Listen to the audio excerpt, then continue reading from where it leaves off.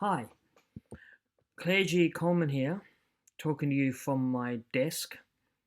If you were to come to my studio when I was working, if you weren't already in COVID isolation and you sat on my desk and pretended to be my laptop, then this would be the view that you would get. I'm here right now to do some poetry readings, or do a poetry reading, the first of hopefully many. Uh, for those of you who follow me on social media, that is the noggin knock I got 2 nights ago.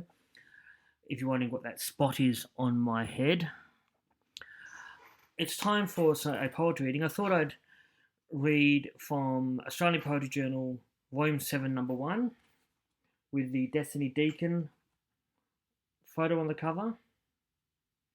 It was edited by Alan Van Neerven and Ali Kobiekaman, who are friends of mine, and I was using the bookmark, this lovely Freedom Day 50th anniversary postcard.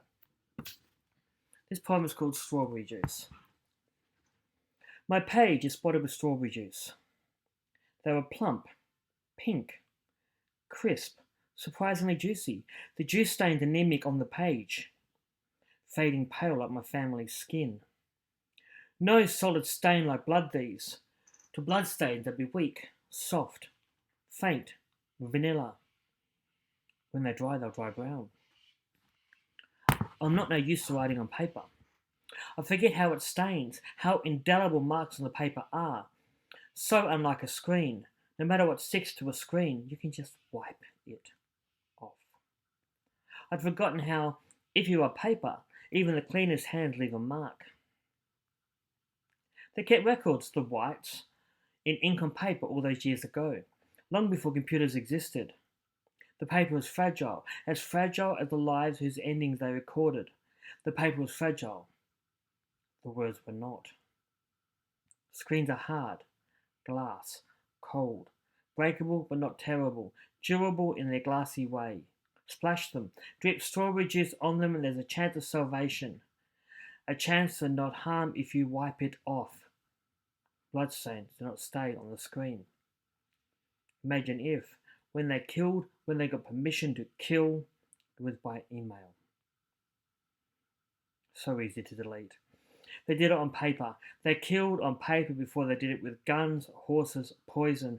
The paper is still there, too precious to discard. That is why we know what they did.